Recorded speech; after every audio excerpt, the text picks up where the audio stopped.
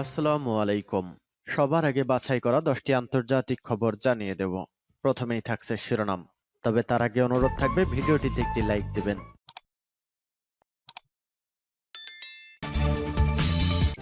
জানিয়ে দেব সর্বশেষ আপডেট আন্তর্জাতিক সংবাদ। শুরুতেই শিরোনাম। রাশিয়া ইউক্রেন যুদ্ধ, ইউক্রেনের লক্ষ্য এখন ক্রিমিয়া। ফের কোরআন পোড়ালে সুইডেনের সঙ্গে সম্পর্ক ছিন্ন করার হুঁশিয়ার ইরাকের। এবার ফ্রান্সের দাঙ্গায় ঘটনায় 700 জনের কারাদণ্ড। এদিকে গ্রেফতার আতঙ্কে ট্রাম্প। রুশ হামলায় রপ্তানিযোগ্য 60,000 টন শস্য ধ্বংস, বলছে কিয়েভ। সর্বশেষ জানিয়ে দেব ইউক্রেন আর নয়, ওয়াগনার বাহিনীর গন্তব্য এবার আফ্রিকা। এতক্ষণ শুনছিলেন সংবাদ শিরোনাম, এবারে বিস্তারিত। আজকের সংবাদ সম্পর্কে আপনার মূল্যবান মতামত কমেন্ট করে জানিয়ে দিন কোন স্থান থেকে আমাদের সংবাদ শুনছেন এবং দেখছেন। রাশিয়া ইউক্রেন যুদ্ধ, ইউক্রেনের লক্ষ্য এখন ক্রিমিয়া। রাশিয়ার সঙ্গে ক্রিমিয়াকে যুক্তকারী 19 কিলোমিটারের সড়ক ও রেল সেতুকে রুশ অবকাঠামোর শক্তিমত্তার প্রদর্শনী হিসেবে দেখা হয়। প্রায় 2 মাস ধরে চলা পাল্টা আক্রমণে কাঙ্ক্ষিত সাফল্য না পাওয়ার কথা স্বীকার করেছে ইউক্রেন নিজেই। তবে এখনই হাল ছাড়ছে না কিয়েভ। ক্রিমিয়া উপদ্বীপকে রাশিয়ার মূল ভূখণ্ডের সঙ্গে যুক্তকারী একমাত্র সেতুতে রোববার দিবাগত রাতে হামলা চালিয়েছে ইউক্রেনীয় বাহিনী। ক্রিমিয়া সেতুতে হামলায় তারা বিস্ফোরক ভর্তি চালকবিহীন নৌযান ব্যবহার করেছে। হামলার দায়ও স্বীকার করেছে কিয়েভ। ক্রিমিয়া সেতুতে কার্চ সেতু নামে পরিচিত। এর আগেও এ সেতুতে একবার হামলা চালিয়েছিল ইউক্রেন। অবশ্য ওই সময় হামলার পর তাৎক্ষণিক দায় স্বীকার করেনি কিয়েভ। তবে এবার হামলার পরপরই দায় স্বীকার করেছে ইউক্রেনীয় কর্তৃপক্ষ।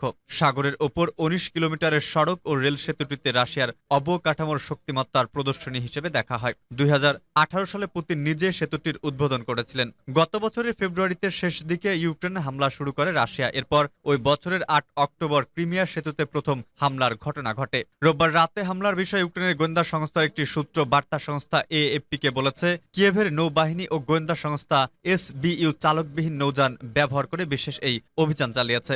রাশিয়া বলছে এই হামলায় বেসামরিক এক দম্পতি নিহত ও তাদের মেয়ে আহত হয়েছেন। স্থানীয় কর্তৃপক্ষ বলেছে, হামলার পর যান চলাচল বন্ধ করে দেওয়া হয়েছে। পর্যটকদের হোটেলের বাইরে বের না হওয়ারও পরামর্শ দেওয়া হয়েছে।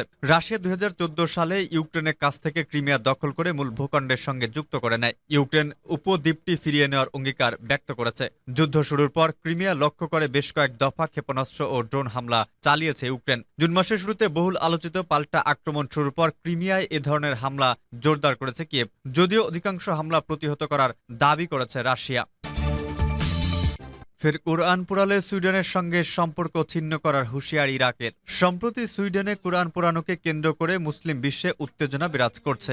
দেশে দেশে উঠছে নিন্দার ঝড়। এমন পরিস্থিতির মধ্যেই আবারও মুসলিমদের পবিত্র ধর্মগ্রন্থ পোড়ানোর আয়োজন করে চলছে সুইডেন। এমন খবর প্রকাশের পরই বাগদাদে অবস্থিত সুইডিশ দূতাবাসে হামলা চালিয়েছে বিক্ষোভকারীরা। ইরাকি কর্তৃপক্ষ জানিয়েছে, যদি আবারও কোরআন পোড়ানো হয় তাহলে সুইডেনের সঙ্গে সম্পর্ক ছিন্ন করা হবে। সুইডিশ পররাষ্ট্র মন্ত্রী টোবিয়াস বিলস্ট্রম বলেছেন, দূতাবাসের কর্মীরা নিরাপদে রয়েছে, কিন্তু ইরাকি কর্তৃপক্ষ ভিয়েনা কনভেনশন অনুযায়ী দূতাবাস রক্ষার দায়িত্ব পালনে ব্যর্থ হয়েছে। তাছাড়া ইরাকি সরকারও সুইডিশ দূতাবাস পোড়ানোর তীব্র নিন্দা করেছে। ইরাকি প্রধানমন্ত্রী মোহাম্মদ শিয়া আল সুদানির কার্যালয় থেকে এক বিবৃতিতে বলা হয়েছে, এগুলো নিরাপত্তা ব্যবস্থার লঙ্ঘন, তবে কূটনৈতিক মিশনগুলোকে রক্ষার প্রতিশ্রুতি দেওয়া হয়েছে। কিন্তু সুইডিশ সরকারকে বাগদাদ জানিয়েছে, সুইডেনের মাটিতে যদি আবার কোরআন পোড়ানোর ঘটনা ঘটে তাহলে কূটনৈতিক সম্পর্ক ছিন্ন করা হবে। বৃহস্পতিবার অনলাইনে ছড়িয়ে পড়া ভিডিওতে দেখা গেছে, বাগদাদে সুইডিশ দূতাবাসের ভেতর বিক্ষোভ করছেন একদল বিক্ষোভকারীরা। এ সময় দূতাবাস ভবনের ভেতরে থেকে কালো ধোঁয়া বের হতে দেখা গেছে।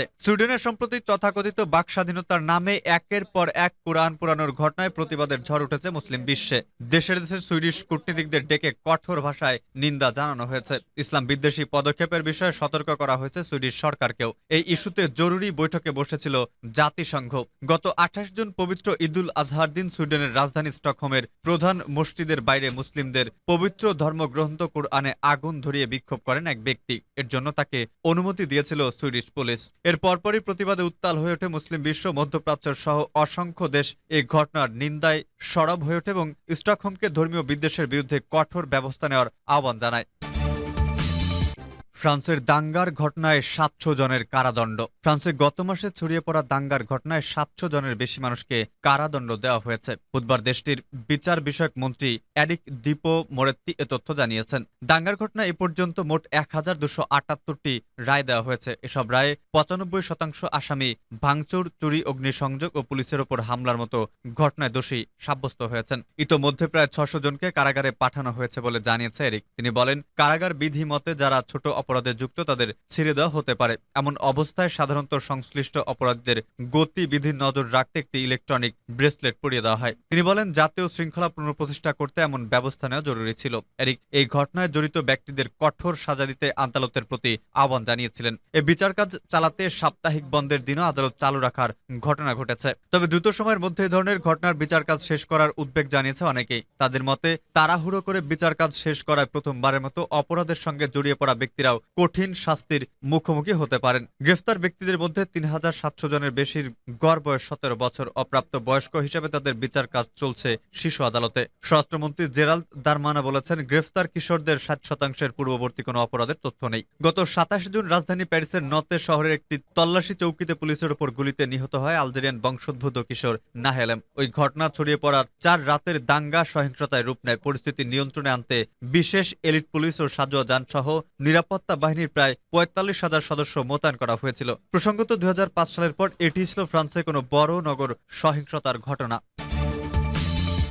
গ্রেফতার আতঙ্কে ট্রাম্প। গ্রেফতার হতে পারেন এমন আতঙ্কে রয়েছেন সাবেক প্রেসিডেন্ট ডোনাল্ড ট্রাম্প। ২০২১ সালের ৬ জানুয়ারি ক্যাপিটাল হিল দাঙ্গা তদন্তে এবং ২০২০ সালের নির্বাচনের ফলাফলকে চ্যালেঞ্জ করার দায়ে তাকে গ্রেফতার করা হতে পারে বলে তিনি মনে করছেন। সামাজিক যোগাযোগ মাধ্যমে দেওয়া এক পোস্টে তিনি বলেন, রোববার রাতে সরকারের বিশেষ কৌঁসুলি জ্যাক স্মিথ তাকে জানিয়েছেন যে তার বিরুদ্ধে তদন্ত চলছে। ট্রাম্প জানিয়েছেন, একটি গ্র্যান্ড জুরির কাছে তাকে আত্মসমর্পণ করতে বলা হয়েছে। বেশিরভাগ ক্ষেত্রেই আসলে এর মানে দাঁড়ায় অভিযোগ দায়ের এবং গ্রেফতার। তবে এ নিয়ে বিশেষ কৌঁসুলি জ্যাক স্মিথ তাৎক্ষণিকভাবে গণমাধ্যমের প্রশ্নের কোনো জবাব দেননি। ফৌজদারি অপরাধের জন্য ট্রাম্পের বিরুদ্ধে এটাই হবে তৃতীয় কোনো অভিযোগ। এর আগে তার বিরুদ্ধে গোপনীয় সরকারি দলিল অপব্যবহারের অভিযোগ আনা হয়। এজন্য তাকে জ্যাক স্মিথের আইনজীবী দল গত জুনের সাবেক এই মার্কিন প্রেসিডেন্টের বিরুদ্ধে মামলা দায়ের করে। এর বাইরে ট্রাম্পের বিরুদ্ধে 2016 সালে নিউ ইয়র্কে পর্নতারকা স্টর্মি ড্যানিয়েলসের মুখ বন্ধ রাখার জন্য তাকে গোপনে অর্থ প্রদানের ব্যাপারে মিথ্যাচারের অভিযোগ আনা হয়। তার বিরুদ্ধে ওই মামলায় বিচার শুরু হবে আগামী বছরের মার্চে। অন্যদিকে গোপন দলিল সংক্রান্ত মামলার তারিখ ঠিক করা নিয়ে প্রেসিডেন্টের আইনজীবীরা এখনও সরকারি কৌঁসুলিদের সঙ্গে দর কষাকষি করছেন। তার নিজস্ব ট্রুথ সোশ্যাল প্ল্যাটফর্মে এক পোস্টে ট্রাম্প দাবি করেন তাকে একটি চিঠি পাঠানো হয়েছে। সেখানে ট্রাম্প বলেন, গত ৬ জানুয়ারি গ্র্যান্ড জুরি তদন্তে আমাকে টার্গেট করা হয় এবং আমাকে গ্র্যান্ড জুরির কাছে আত্মসমর্পণের জন্য মাত্র ৪ দিন সময় দেওয়া হয়েছে। সবসময় এর অর্থ গ্রেফতার এবং অভিযোগনামা দায়ের করা। ট্রাম্প গত শরতে প্রেসিডেন্ট পদে নির্বাচনী প্রচারণা শুরু করবেন এমন ঘোষণার পরপরই মার্কিন অ্যাটর্নি জেনারেল মেরিক গার্ল্যান্ড স্মিথকে বিশেষ কাউন্সিল পদে নিয়োগ করেন। রুশ হামলায় রপ্তানিযোগ্য ৬০,০০০ টন শস্য ধ্বংস, বলছে কিয়েভ। ইউক্রেনের কৃষ্ণ সাগর উপকূলীয় ওদেসা অঞ্চলে রুশ হামলায় রপ্তানিযোগ্য ৬০,০০০ টন শস্য ধ্বংস হয়ে গেছে। আজ বুধবার এ দাবি করেছে কিয়েভ। গতকাল মঙ্গলবার দিবাগত রাতে এ হামলা হয়। কিয়েভ জানায়, ওদেসা বন্দরের চারপাশে রাতভর রাশিয়া হামলা চালিয়েছে। মস্কো ইচ্ছে করে শস্য টার্মিনালগুলোতে আঘাত এনেছে এমন অভিযোগ করার পরপরই ওদেসা বন্দরের আশেপাশে হামলার ঘটনা ঘটল। গত সোমবার কৃষ্ণ সাগরীয় শস্য রপ্তানি চুক্তি থেকে সরে আসে রাশিয়া। এরপর টানা ২ রাতে ওদেসা অঞ্চলে হামলা চালিয়েছে রুশ বাহিনী। তবে হামলা সত্ত্বেও ইউক্রেন শস্য রপ্তানি অব্যাহত রাখার প্রত্যয় ব্যক্ত করেছে। ইউক্রেনে আর নয়, ওয়াগনার বাহিনীর গন্তব্য এবার আফ্রিকা। ইউক্রেন যুদ্ধে আর নয়, এবার আফ্রিকার লড়াইয়ের